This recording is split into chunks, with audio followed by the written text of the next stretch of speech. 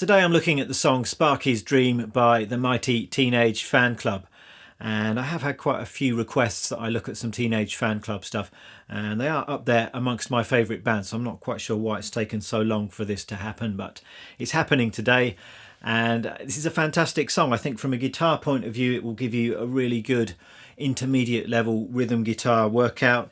And also I think if you're remotely interested in songwriting, you can do far worse than learn a few Teenage Fanclub songs and analyse the way that they're put together, the way the chords move, the way the melodies work.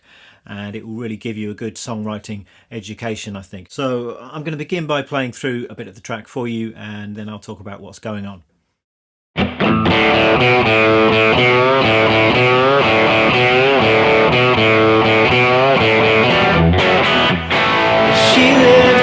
Spaceman, I'd build a plane out of luck, so beam me up just to hear her talking again. She painted pictures and never dried, always trying to keep the feeling alive.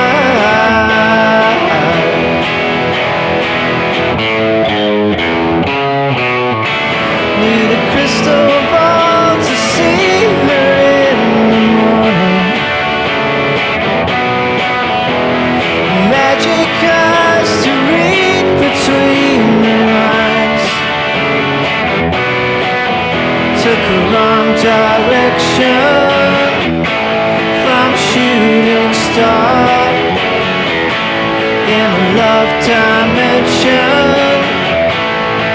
fading fast from taking this too far.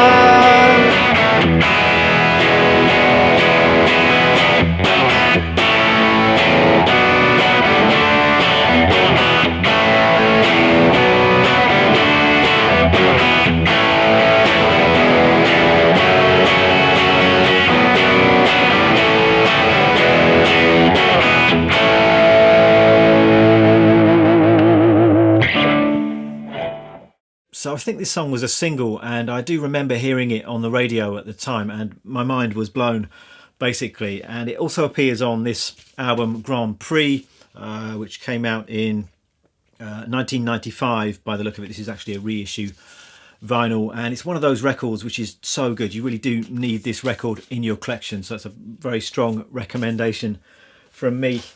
And as I just said, this one is a really interesting one from a rhythm guitar point of view. It's a great chord progression. There are a few interesting little twists in there. That's going to be the main focus of this video. Also going to touch on some of the lead guitar stuff, and it's slightly hard to hear what's going on with some of the lead guitar parts just because there are various different layers of guitar, but I will touch on that as well. So let's get started. This one's got a slightly quirky introduction. It almost sounds like the band are just sort of messing about in the studio before the track proper starts, but I will try and take you through what's going on there. We've got this riff that you can hear. I'm playing this on the A string and then the second fret, and then just giving that note a bit of a bend.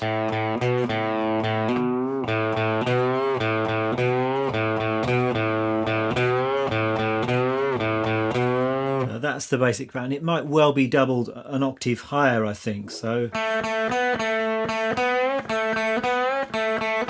and then it sounds to me like there's another guitar, maybe an acoustic guitar, just doing this. That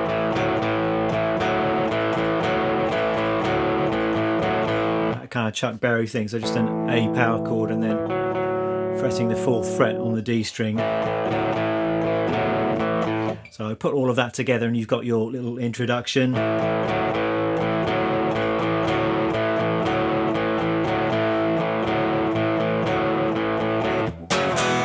And then we're into the song proper. And this song is in the key of A, and I might just start with a little bit of gentle music theory just because it's good for you, and you might want to think about the notes in the key of A and the chords in the key of A. So the A major scale, we've got 3 sharps, so the notes are A, B, C sharp, D, E, F sharp and G sharp. You can just build chords off of each of those notes.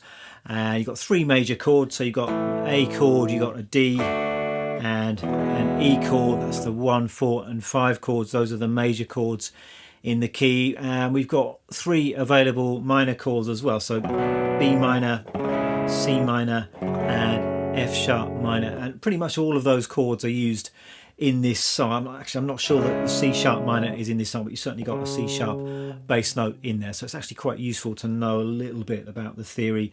It helps you understand the way the song is constructed. Also, personally, it helps me memorize a song much more quickly if I'm thinking in terms of the chords in the key and using those kind of numbers. So the opening bit to the song.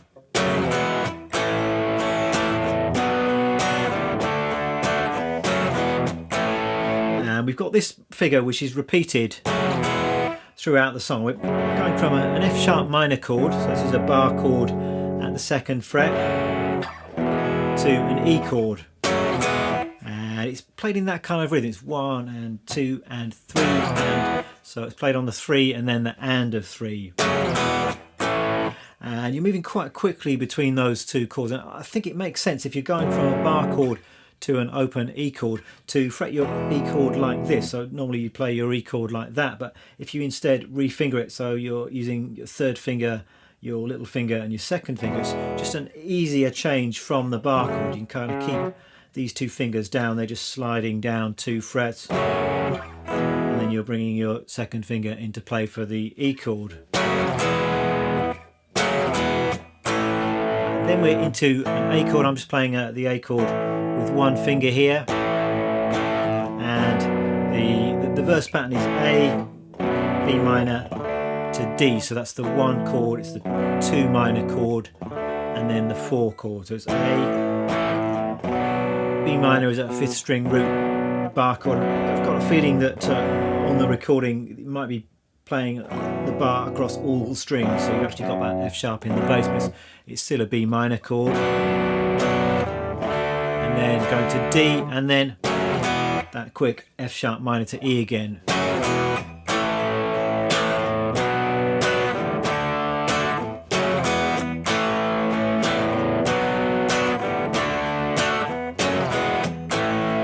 So rhythmically, for the most part, this is quite a simple strummy kind of song. So with your strumming hand, you're just going to want to keep that moving in the rhythm of the song. Sometimes it's just downstrokes, sometimes there are upstrokes in there as well. Really, if you just keep your strumming hand swinging in time with the tune, you can't go too far wrong.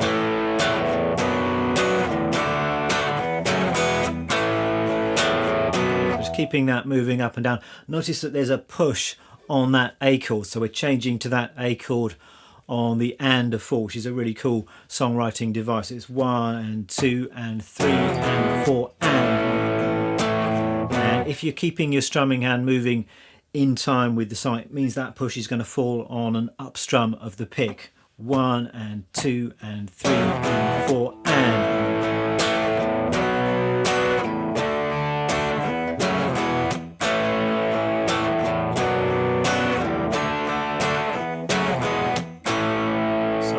That is repeated twice. Then the verse develops. It's nice that the verse isn't just the same chords that go round in a cycle. It develops a little bit. There's kind of a second half to the verse. So the verse then goes like this.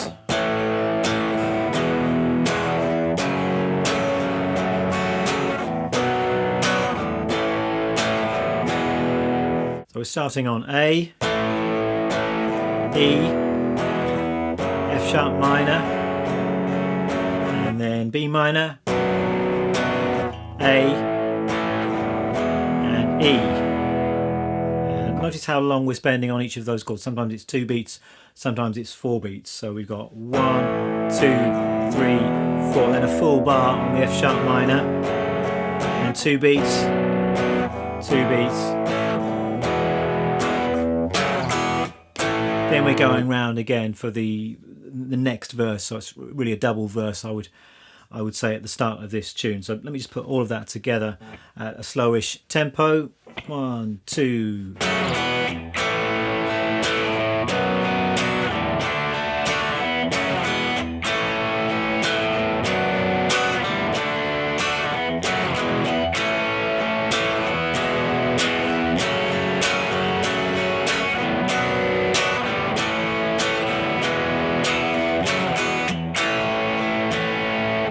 So as I said, we go round for the second verse. That's played exactly the same way, but at the end of the second verse we're just hanging on that E chord. So and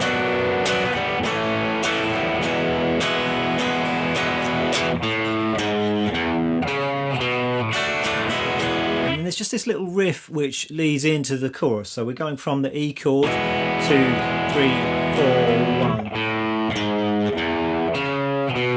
Some single notes here, so it's open A string, G sharp, low E string, and C sharp to a B.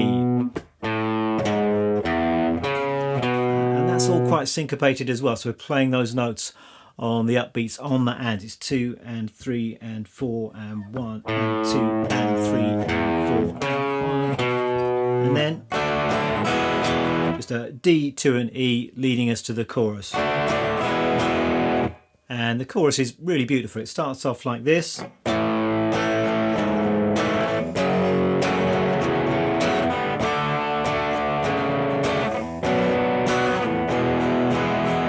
Starting on the A, and we've got this lovely descending bass line. I suppose it's a Beatlesque kind of a thing to do. So the bass is just going.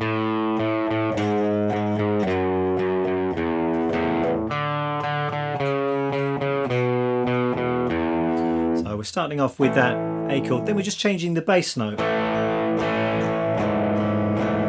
it's an A with a G sharp in the bass, so that the 4th fret on that low E string. Then we're going to the F sharp minor, and the way I'm playing it is like this, with the thumb over the top, because what I'm then going to do is just release the thumb so we've got that change in the bass note. So I'm playing my F sharp minor like that, just lifting up the thumb, and you've got that E in the bass. So that's one option that you've got. Just looking at video footage, this seems to be the way that it's done, but you have got some options here. This is option number 1. If you're comfortable with that whole thumb over the top thing, then that's a good way to go, I think. But you could also do something like this. You could just go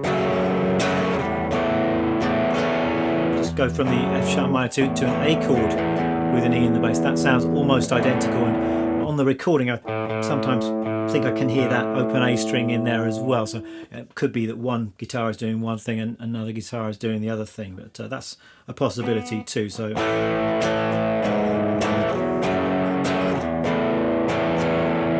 what I did in my little playthrough was this, with the thumb over the top.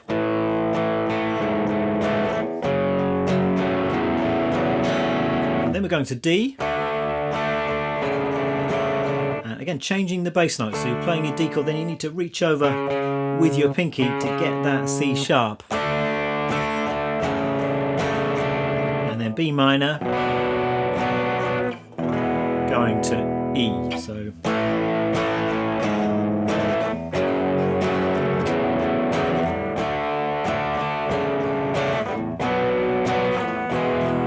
that is all then repeated. And again, it's quite complex songwriting. It's not just the same chord progression for the chorus. The chorus then goes somewhere else, or there's a kind of bit tagged on to the end of the chorus, because then we've got this.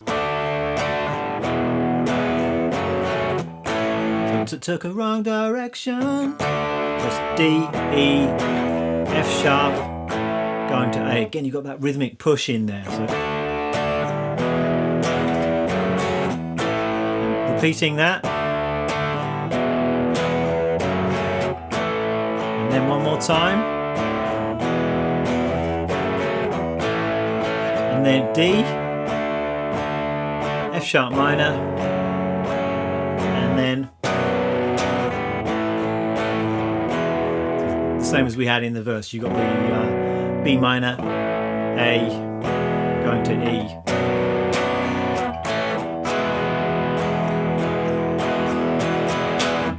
So I'll put all of that together, the entire chorus.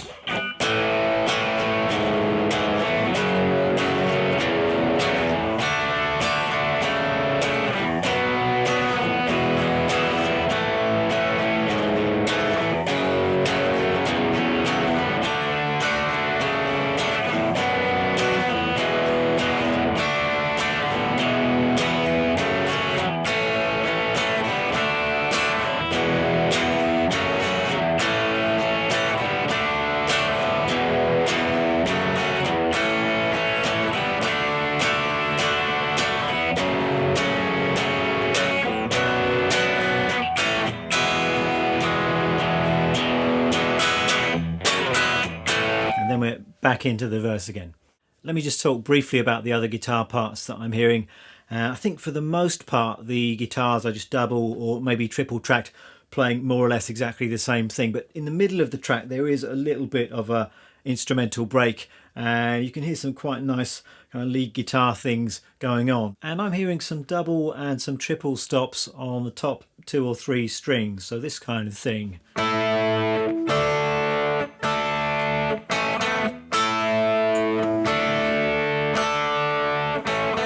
So really it's kind of an A power chord that we've got here, so fret 2 and then 5 and 5. So I'm using my first finger, I'm barring across those 2 notes with my little finger. So, and then going to this, which is fret 2, 3 and 5.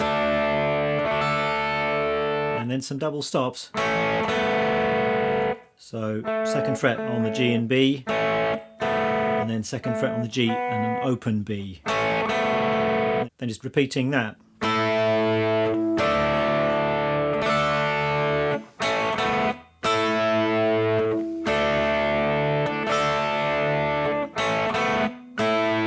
Then I'm just playing chords, so E, F sharp minor, then this. So I've got an A and a D note here, just sliding up to this E, back to this shape, and then the 2nd fret on both those strings, and then going to an E chord. So that seems to be the part more or less. It kind of sounds a little bit odd in isolation, but I'm just going to play it along to a loop I've got of the main rhythm guitar part, and you can hear how it works in context.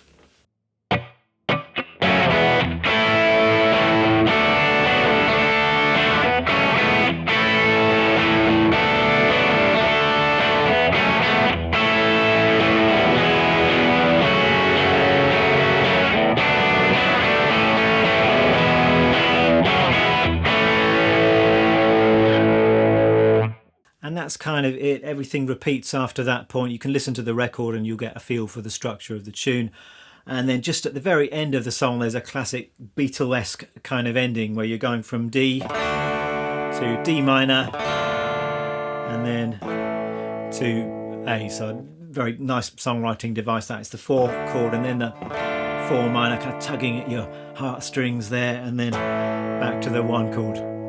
Let me talk about the gear that I'm using today. And on the Grand Prix record itself there are some fantastic vintage type guitar tones. I'm not sure exactly what gear they're using on the record. There are some nice picks on the back of the sleeve where they've got kind of nice old Epiphones and Fender amps and that kind of thing, but I'm not sure exactly what's used on the record. I'm sure there are some nerds out there who could tell me, and as a fellow nerd I'd actually be quite interested to find out exactly what they use.